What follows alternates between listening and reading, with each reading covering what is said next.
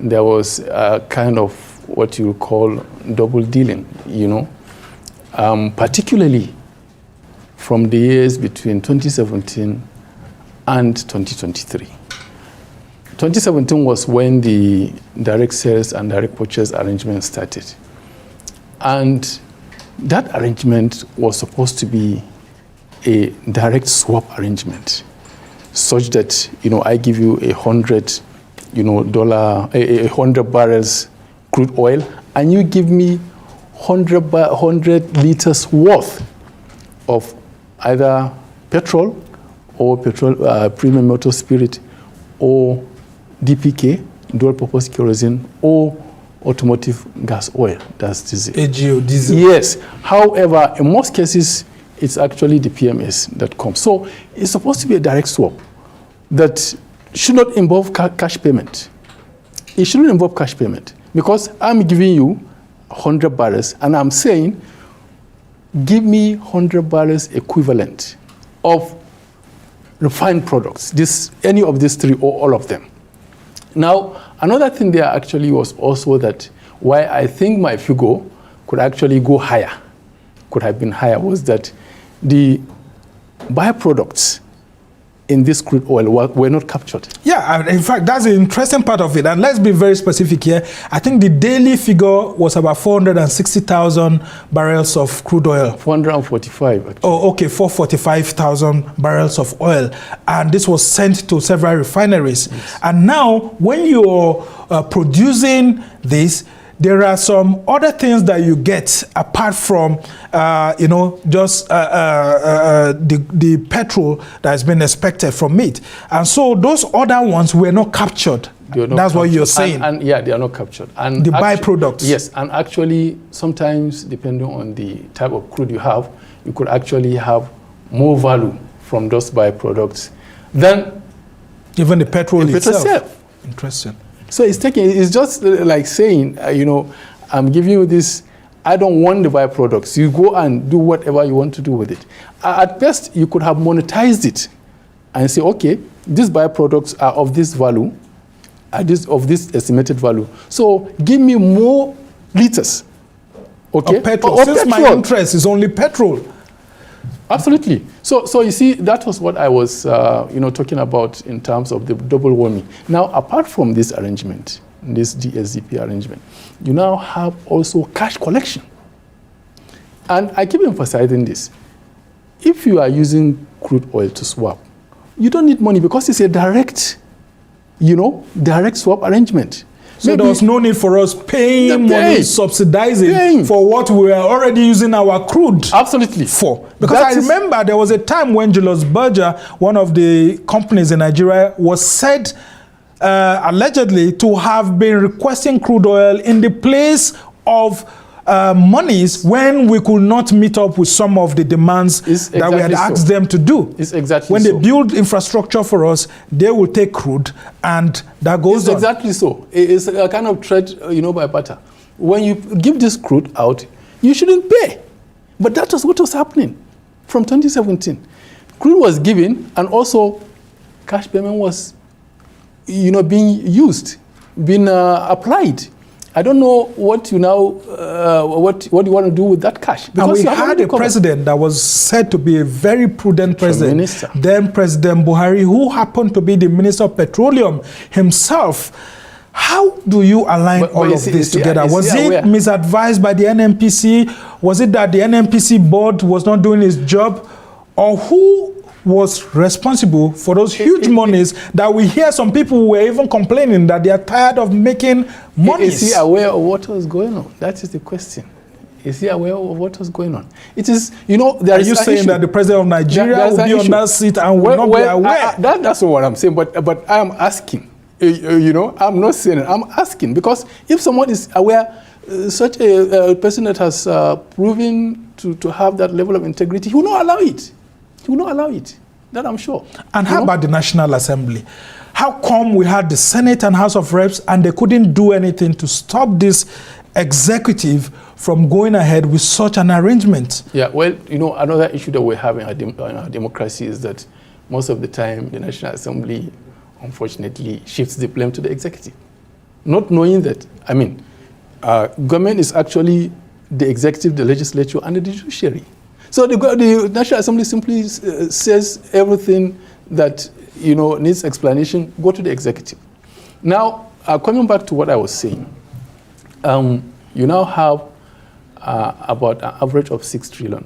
I'm not even adding forex fluctuation, because the marketers, most times when there is forex fluctuation, they issue claims to say, look, I actually bought this at $4.30 per dollar, but wasn't NNPC the sole importer?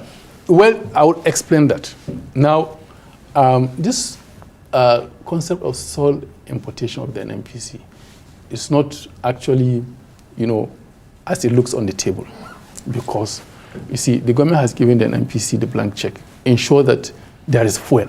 Of course, there has to be fuel. If there is no fuel, you and I will not be here. We might be out with jerry cans, trying or to... Or even maybe bicycles. Bicycles, absolutely, or we have to walk. So, NNPC, the government literally gave the NNPC a blank check, ensure that there is fuel.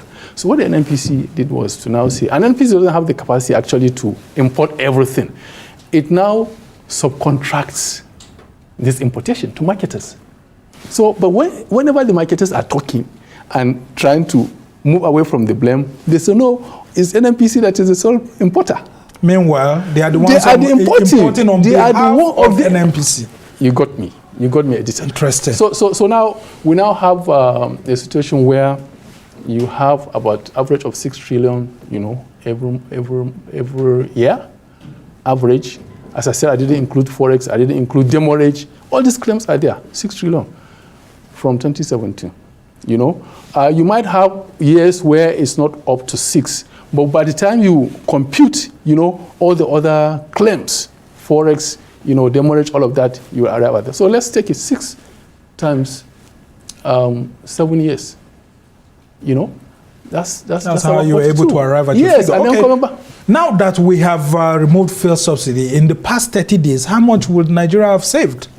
Well, in the past 30 days, you now have to divide 6 trillion, by about 500 billion. Yes, 500 billion. But they are saying 400 billion has been saved so far. 400 billion has been saved in the last 30 days. Now it's supposed to be an average of 500 billion monthly, because it's 6 trillion they have collected. Yeah. So we have 500 billion saved. Now, another thing I actually want to talk about is that, you see, Nigerians are really concerned, as to what is going to be used, what this money is going to be used. Absolutely. So there is the need for the government to issue like a public testimonial, routinely, to say, look, this is what was saved, and this is what we are doing with it. Because people feel that it will just be flowed back into the treasury, and now...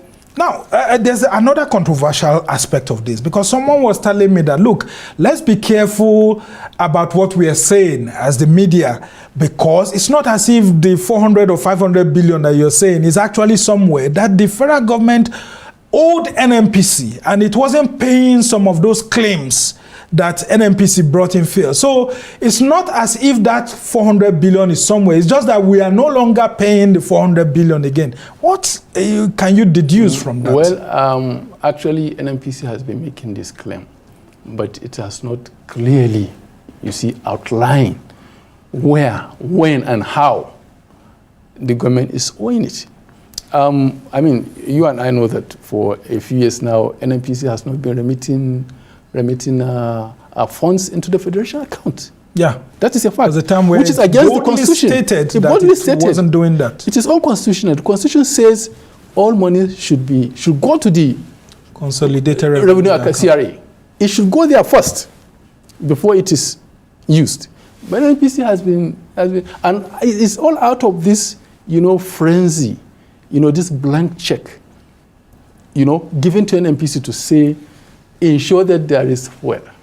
Number one, NNPC has not paid a single dime as subsidy to any oil marketer.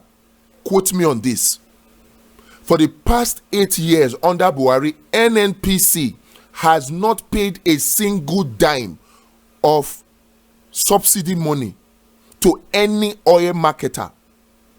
So all the trillions that they claim they are paying that are budgeted for, those monies must be returned and people must go to jail. Those monies must be returned and people must go to jail because documents that we have obtained show that there is no money paid for subsidy by NNPC under the DSDP, Direct Sale, Direct Purchase Arrangement, for the past 8 years. Not a single dime. Number two, the landing cost of refined petrol into Nigeria, direct at place, based on the DSDP arrangement, landing at Bonny in Rivers or landing at Apapa in Lagos. Those are the two ports of discharge.